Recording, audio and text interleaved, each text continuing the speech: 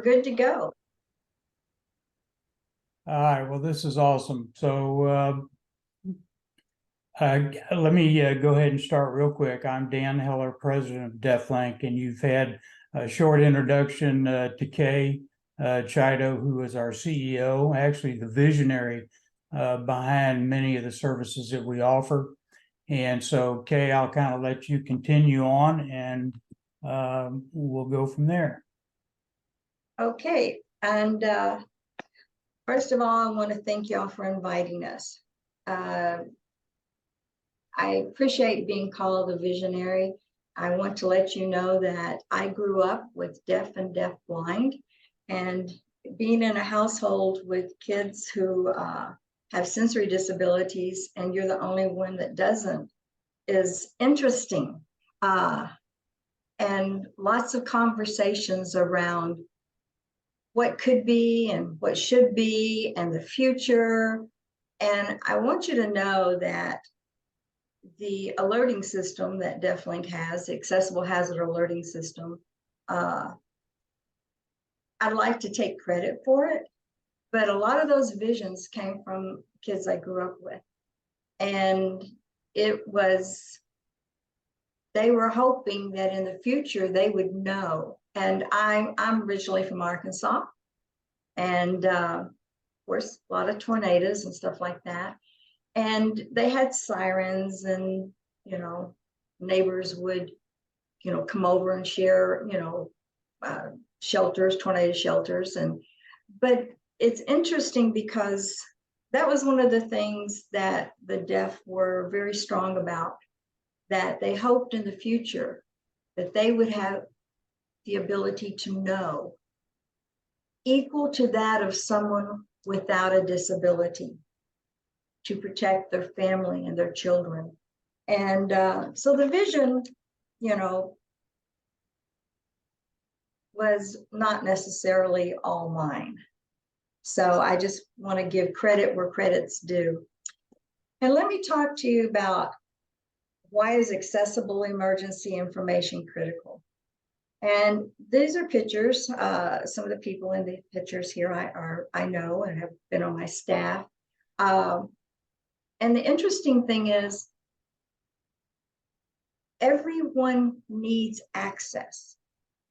And to look at someone, the picture down in the lower, I don't know, is it your right-hand corner? Would it be your right hand or left hand? I don't know if it's switched. The gentleman that's in the wheelchair with the gentleman holding the cane. Most people walk right up to him and assume he's just blind because he's got a cane in his hand. He's actually has Usher syndrome, and he's deafblind. So it's not always to know what kind of access someone needs just by looking at them. Dan, you want to just go to the next slide? And I get asked a lot. In fact, the other day on the phone with a lady, she says, "Oh, so you work with deaf and dumb?" And I apologized for my stuttering, and I explained, I said, "No, they're just deaf." And she said, "Well, I understand that they don't all read and write English." Well, that word dumb still, no, it's not their language. And it's respectful just to say deaf. When I introduce someone and they ask us, "Oh, yes, he's deaf." And that is what they prefer as their label on their disability, is deaf. That is their culture. So it's important that a lot of people understand that, and it's respectful to refer to them and ask, "Oh, so you're deaf. How long have you been deaf? Were you born deaf?" So just an FYI to start with. And you want to go to the next slide, please? I don't know how many of you are aware. Did you know that's American Sign Language? And we love to put American on everything in America. But it has no roots in English, even though we label it American Sign Language. It's the third most taught foreign language in our colleges today. And I highlighted this word, and told my interpreters I was going to use this because this is my only really big word I know. It has no orthography or writing system. It's one of the few languages in the world that has no writing system. It's a visual, gestural language that incorporates expression, body.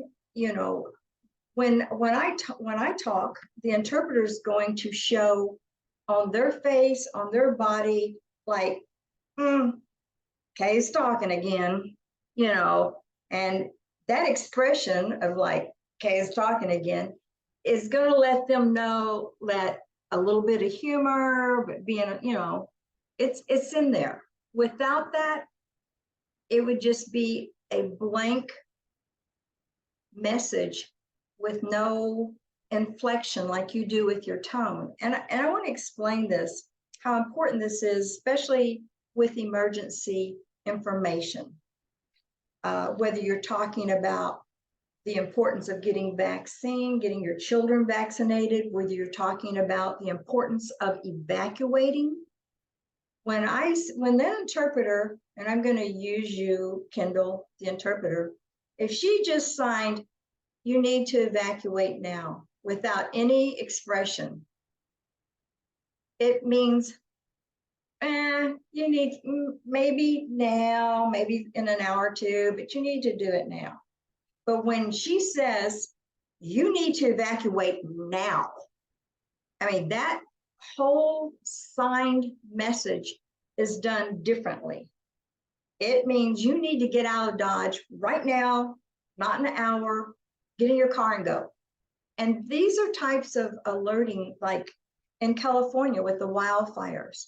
You know, those fires move within minutes, and within seconds when the wind is blowing, an evacuation route can change.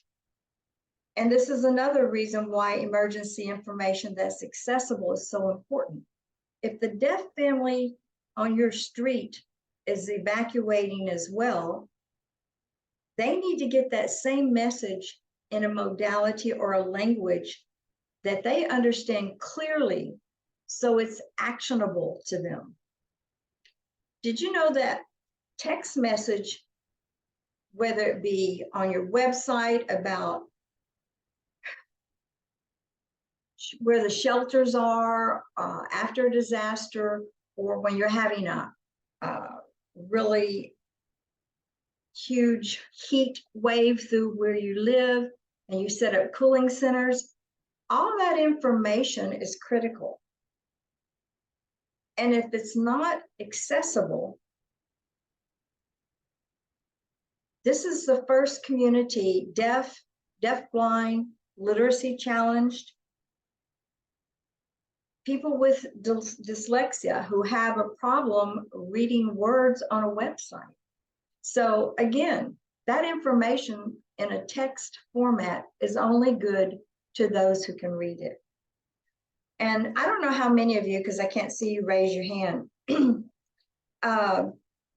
know about TTYs. There's a picture of it. These have been around, seems like forever. And now they're available in English and Spanish.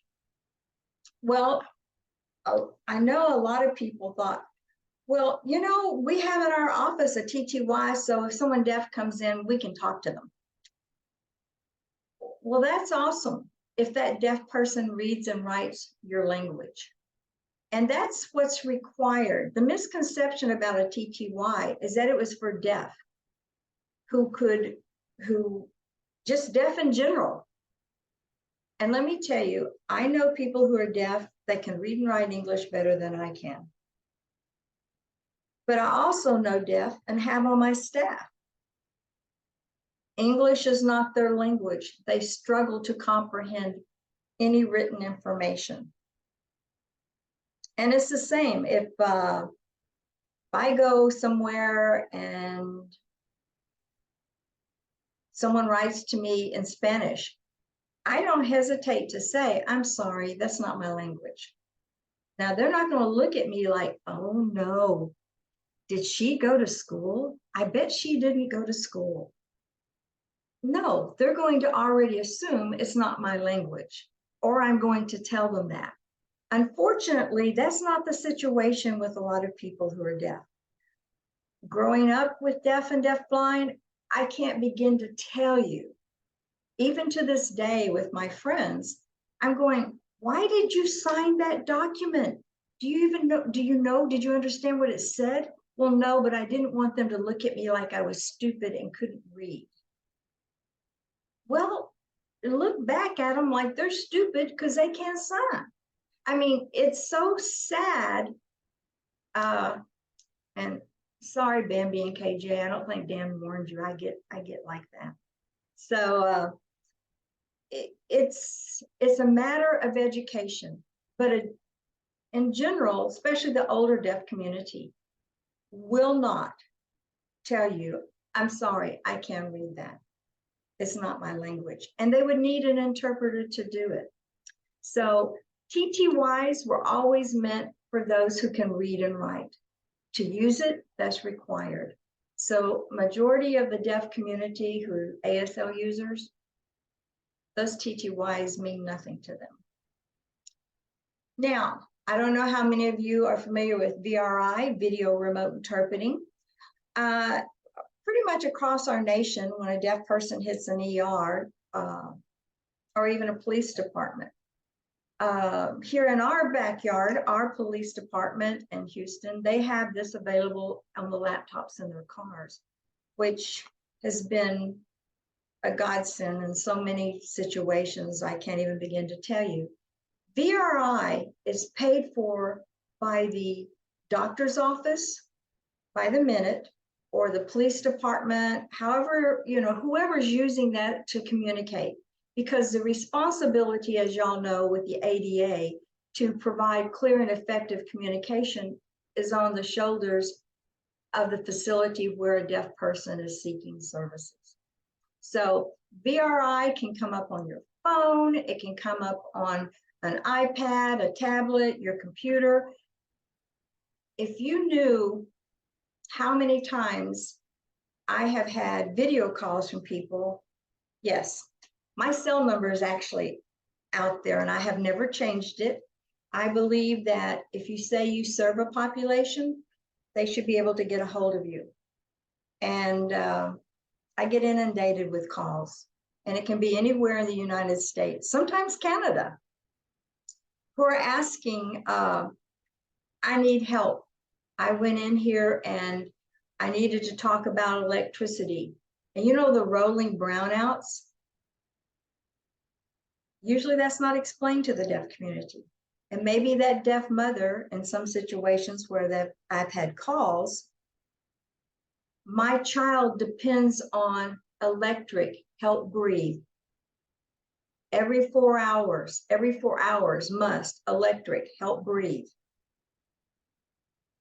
Well, to go into an electric company and be able to talk to someone, they would need to have VRI. But usually they write a note to that deaf person and say, hey,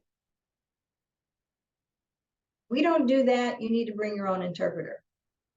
Really? So the barriers are there due to lack of education. The next picture is VRS. That's video relay services.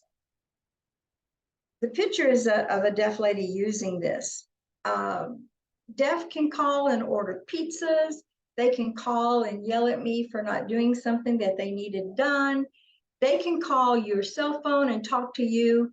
What's going to happen is an interpreter comes up on the screen when they call, and there's a headset on, and that deaf person will give them a number. Now I want to explain something. If I'm deaf, if I'm this deaf lady in this picture, and I just ask that interpreter on the screen, please call 211. That interpreter, depending on what relay service it is, may say, I'm sorry, I don't know where you live or what number that is. It's so important that you provide and market on your 211 that back number, Because if I'm a deaf person in Iowa and I call an operator, she may be an interpreter coming up from a relay center in New Orleans. She's not going to know the number to my 211. Now, 911 across the board works. But people say, oh, you need to call 311 or 211. Give me that back number so I can give it to that interpreter so she can type it in and connect me with that service. So it's really important that that happens. Okay, I got off on a tangent. Let's go to the next slide. This is something that has really changed the world for people who are deaf. And I think this device, this is a VRI, a VP, sorry, a video phone.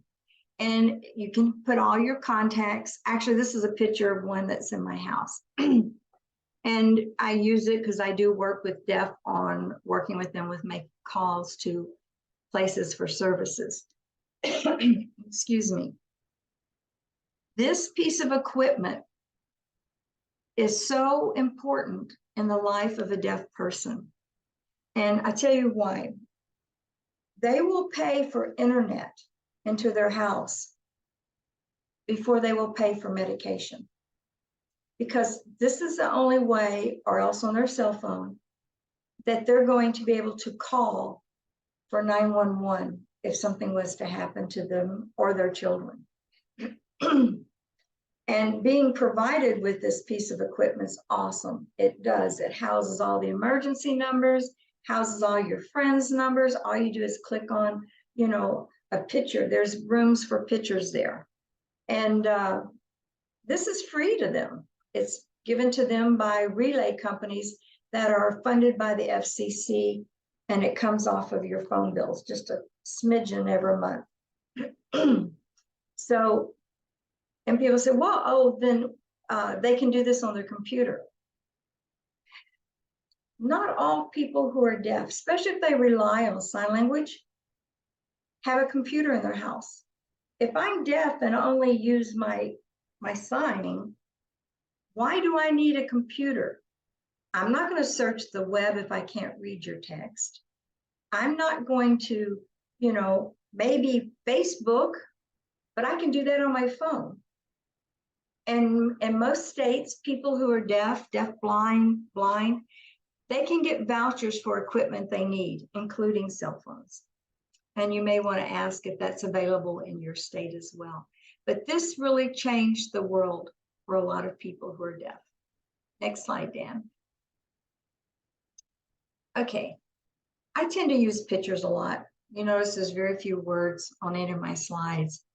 I've had officers, and behind this first picture with this mime, I have a story. A friend of mine who's deaf and relies on ASL was hit by a commercial truck. And police showed up. They called an ambulance. The officer talked to the driver of the truck, kind of waved at the deaf lady. And she's still not really out of her car because she's hurt. In fact, she was hit so hard, her seat was no longer fastened to the frame of the car. And everything took place, and the officer came over and did a sad face to her and you know, made some stuff. And first she thought he was making fun of her. And then after a few of the mimes he did that meant nothing to her, he waved goodbye to her. Ambulance left. The truck was able to actually still drive, the commercial truck. Her car, she had to hold onto her steering wheel, and she, you know, could feel that the fender was hitting her tire or whatever in the front part of her car as she limped it along the road, and then video called me for some help. That's what happens almost every day in the lives of a deaf person. Or this next one, whether it be an officer or someone show up at their house. And this happens in emergencies when they're actually going door to door, and they'll write something. If you're a deaf mom with 2 kids in your house and someone shows up and shows you some ID that you can't read, but yet they're writing stuff and then do their finger like, come here, like, come at, no. If they can't read what you're writing and you're trying to get them out, which maybe there's a fire in that area, they're trying to get you to leave, but the communication isn't happening. So miming, writing notes. Now this one's my favorite. Lip reading. I've had doctor's offices say, I don't know why we're paying for an interpreter to be here because they can read my lips. I've seen them before and they've read my lips. Did you know if you turn the volume off your TV when you go home tonight, you're not going to be able to lip read what's going on. Now, I'm not talking about sports when, you know, the coach says, well, never mind, this is being recorded. When the coach says something that everyone can lip read those particular words. I'm talking about put it on the news. No, they've never heard your language. So lip reading, and people say, oh, I know someone deaf and she lip reads her sister all the time. Let me tell you, the best trained lip reader, and I'm talking about trained, gets somewhere between 20, maybe 25% of what's being said. And family members, and you can Google this, 90% of deaf babies are born to hearing parents. 3 out of 4 parents with deaf babies never learned to sign. So a lot of things that we learn, as they say, out on the playground, there's a lot of things going on. I'd like for you to watch this video. It's a really great video. And hopefully if you have any questions, don't wait to the end. Put it in the chat box. Dan's supposed to be watching it, and I'll answer your question. Go ahead, Dan. When I was really young, probably kindergarten or 1st grade, I have a much older brother. And we'd go out to recess, and there was this older guy, he might have been in like 5th or 6th grade, that always used to pick on us. And I didn't really know what to do about it, and I definitely looked up and completely trusted what my brother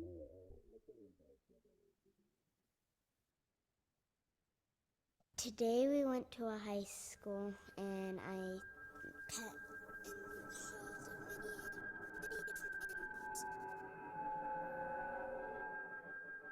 I was posing for a picture with all of my girlfriends when all of a sudden one of them reached over.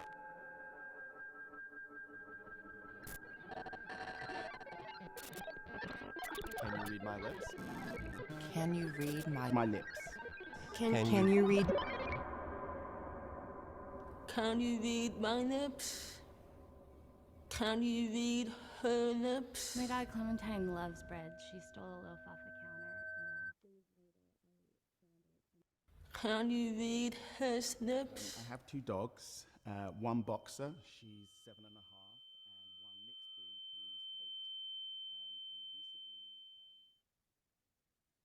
who's 8. I am deaf, but my word is a hearing one. I rely on the visual, not the auditory. The word lip reading implies reading, like reading a book whose text is legible and clear. But the human face isn't a book, and lip reading isn't reading. People mumble, people talk fast and laugh loudly, people have facial hair like porcupines, lips like sphincters, people cover their mouths, people have accents. But real conversations don't take place in the studio. Growing up, I used to...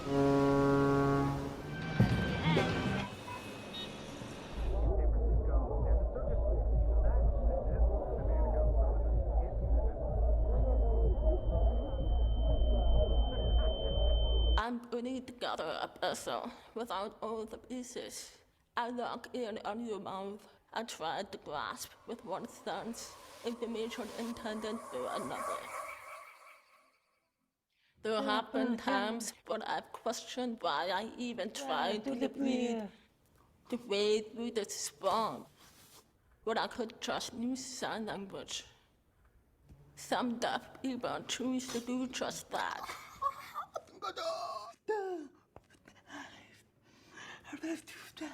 It's like a different world. A world filled with rich expression and culture. When people sound, they come alive.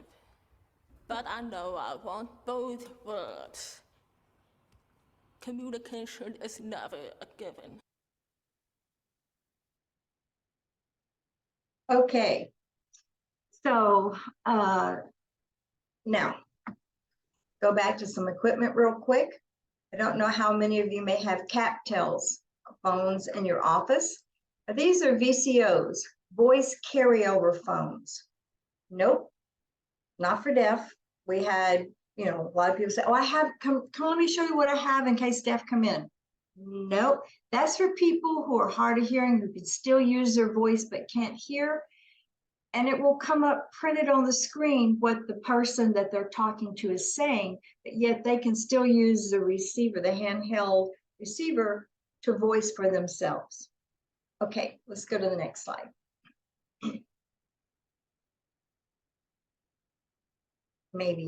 Okay. This is your most underserved population. People who are deaf and people who are deafblind. I don't know how many of you have ever seen someone do tactile signing. There really isn't anything that you say that we can't say to them and get them a clear understanding. And if they didn't, they'll ask a question. So when it comes to information that's critical, emergency information, health information, this population is the one that, again, is the most underserved. Can you go to the next slide? I put this picture in. It's actually and I won't quote her exactly, basically because I can't.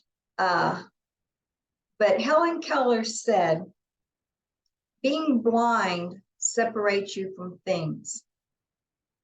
Larry Johnson, who is blind and works with us, I can explain to Larry, yes, the presenter is got on a green dress with big orange flowers and it has this and she's got, I can explain, or there's a really nice mug in front of you and it's got a face on it, whatever it is, I can explain it to him.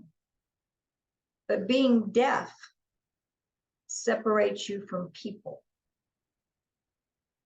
When we go somewhere, especially when I travel for presentations, a lot of times I will take someone with me who's deaf.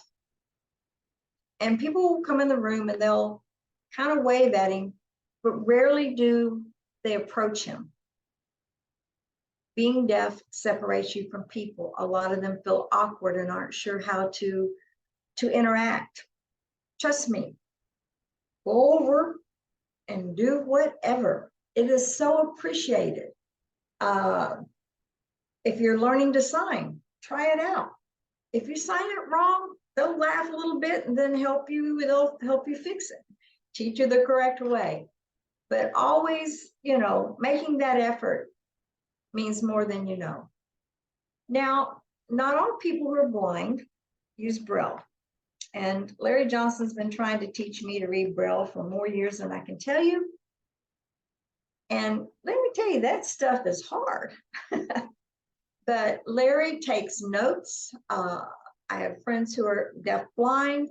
A lot of my deafblind friends do not use Braille, but then I have those that depend on it totally.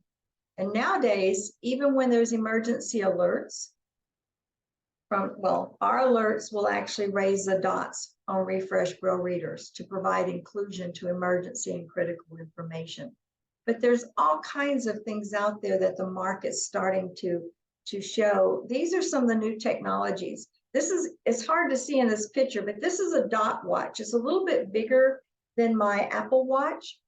And the cells on it will actually raise and tell like 2 or 3 words at a time. So if they get an alert on their watch, it will tell them, there's a fire within your area, you need to evacuate, it's mandatory, whatever the alert may be. And in the middle photograph, it's a Braille reader. It can hook to your phone, and they can use it to send text messages or receive information through their phones. And this is not much bigger than an iPhone. The neat thing is this new watch by Anna. I'm sorry, it's not a watch. It's a device. On the inside of it, it has kind of like, they say like fish fins where they kind of go against your skin. But depending on the vibration you get, it may tell you that your video is, as you have an incoming mail. Whoops, sorry, I just hit my watch. Or that your baby crier is going off. I mean, you can set it to receive different information. That's so awesome. A lot of wearables that are coming out on the market. Okay, next slide. This is something that I wanted to tell you about. When you have printed information, and one of these was Citizen Preparedness Workshop. Our city works closely with us to make a lot of things accessible to the community here where I live. And so do a lot of our clients across the United States.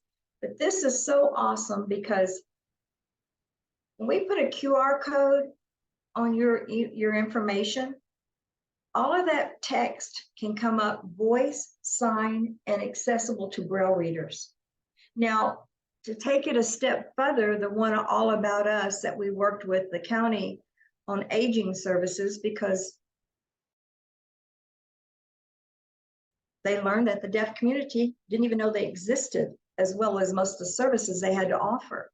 But we wanted to be sure this information was also accessible to people who are blind.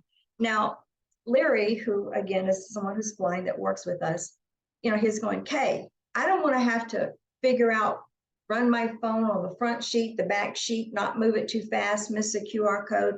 So over a discussion of wine, which really helps, we came up with a simple, cost-effective solution.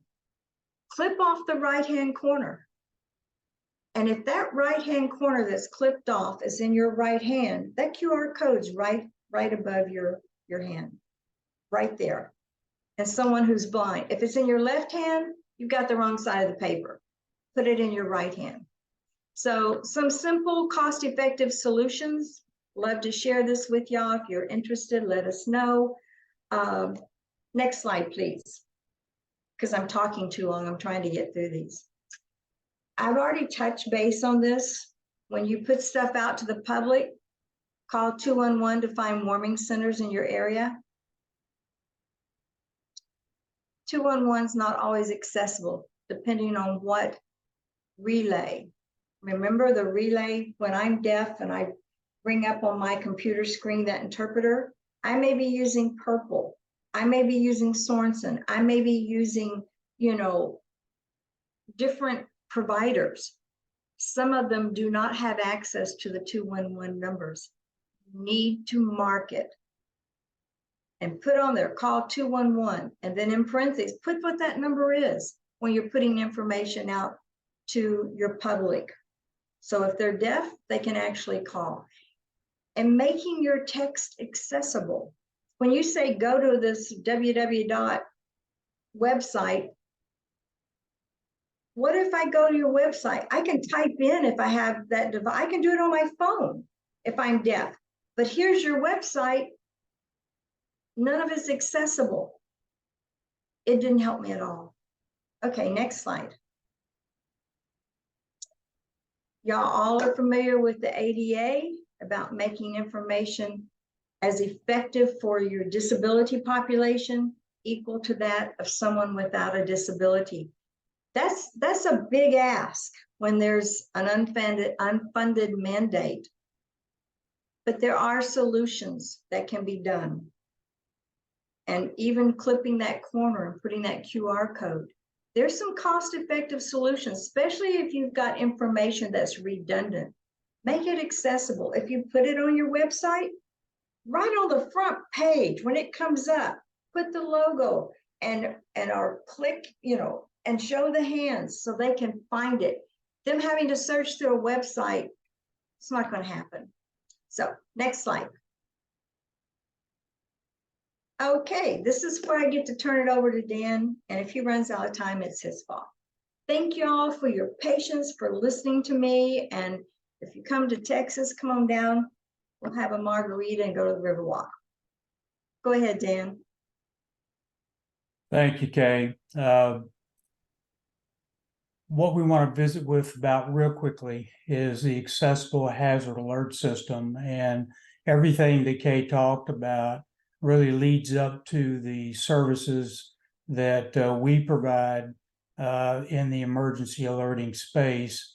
And one of the core things is the ability to send alerts in American Sign Language, voiced, as well as Braille accessible text.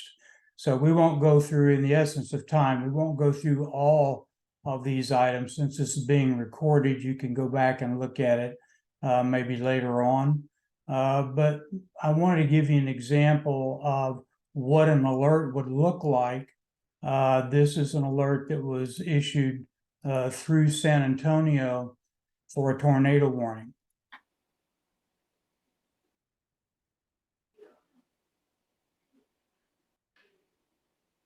The National Weather Service has issued a tornado warning for your area. Doppler radar observed a developing tornado in your area.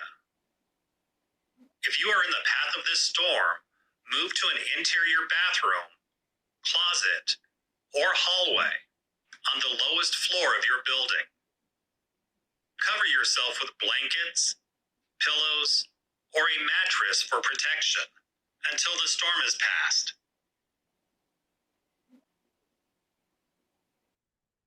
So this is an example of an alert that was sent here in San Antonio for a tornado warning a couple of years ago, actually. You'll notice to the left that, in fact, I'll do it this way. You can see that when it's played here, the information that pops up is denotes the city of San Antonio. This is accessible alert SA. You'll notice that the video is there. The text below the video, again, is readable by a refresh Braille reader. And this is a map of where the event is happening. The importance of all three elements helps cover a number of communication needs for the sensory disabled. So what we're trying to achieve here is basically one alert that covers these various needs. So I'm going to give you another slide here that will show the best use case of the program, which happened in February. One of our clients' communities is the Austin Travis County area. And during February of this year, they had a winter storm watch that began and turned into a warning and then into a long-running event, which created just a ton of issues for them, down power lines, questions about, how do you get, tree limbs picked up, debris management, safety information. There were just a lot of information that came out of emergency management through the Public Information Office, and we received all of that directly from them, and our system converted that into the information that you see here. Now you can go to this link down here, and you can actually find these alerts and play them on your phone, on your computer, or your iPad. And it'll give you an idea of exactly what those alerts look like. But again, it tracked with the event cycle. So the winter storm watch was first, winter storm warnings. There was information about water supply, energy, and all the rest of the information stream here that was part of what the emergency management group wanted the community to know about the event. One of the other things that our system does, it provides preparedness videos. So in this case, this is Reddy Harris, Harris County. And we have a number of videos that scripts that they submitted to us for creation of an accessible video, which can be utilized throughout the year when they do preparedness meetings with the community. So all of these videos on this site, and again, here are the links down here that you can go to see those. But it's virtually anything that a community wants to create, we can do that at DefLink.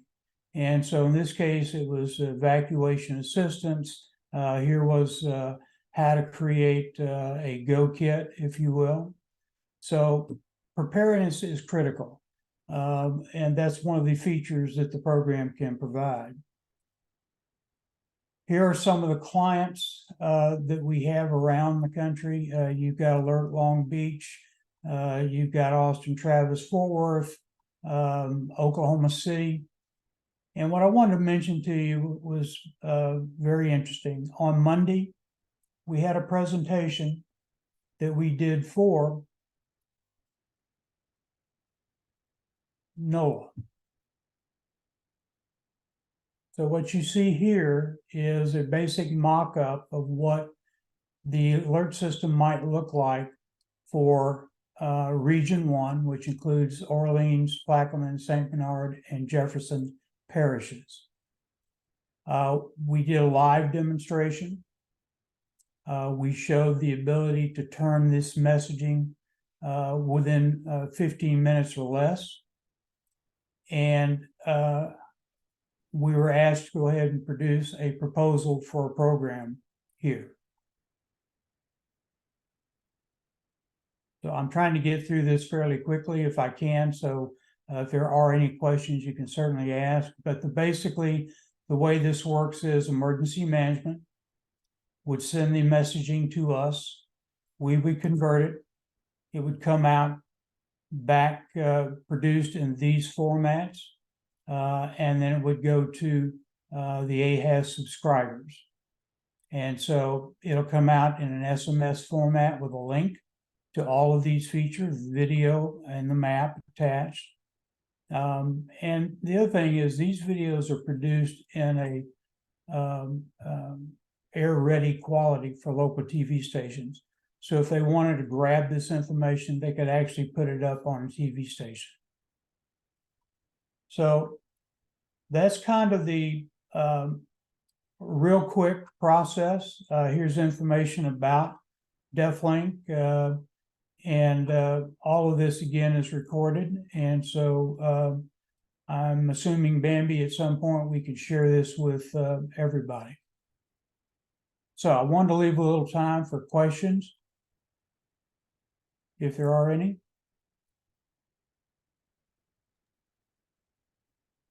And Dan, thank you. I don't see any questions in the Q&A, but if anyone in attendance has any questions, please type them in the Q&A or raise your hand. I'm not really sure what options you have, but get our attention so that we can give you the floor to be able to ask your question. Here's one. The question is this available anywhere in Louisiana right now? The answer is no. Again, we had a conversation the other day with Colin Arnold out of NOAA. They're very interested in the program. So we have a proposal in front of that group down there, and we'll see hopefully where it goes. Okay, Dan, you want to take your PowerPoint down? I can do that.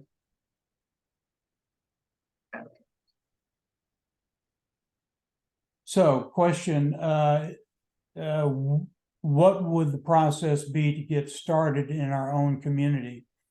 If you would reach out to me, and you can probably get our contact information as you see it on this video. You can reach out to me at danheller@deaflink.com, and we can start a conversation about how to go through the process for your community.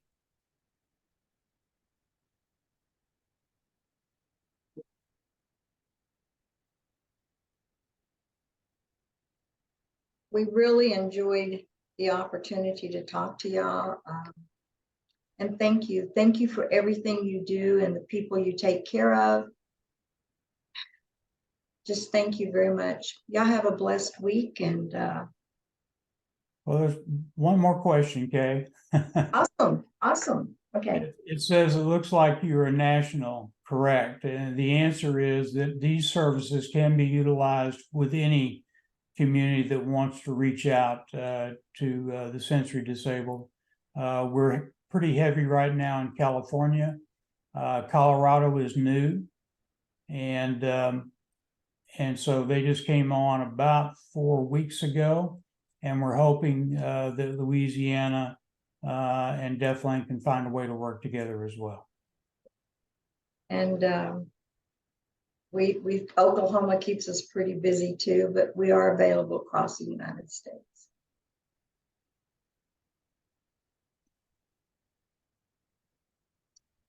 Okay. Well, thank you guys so much. We really appreciate the information that you've shared. And Louisiana has one of the highest deafblind populations in the world. And so it's really critical importance that the people in our state, our emergency responders, understand the population, and that we have a large number of people in the state who need accessible information. So this is really great information. And I'm glad so many people were able to join. And of course, we'll be able to share this recording. So thank you guys. Thank you. Tammy, thank you so much. I appreciate it. And let us know how else we can help. Okay, thank you. Bye-bye. Yeah, Bye, guys.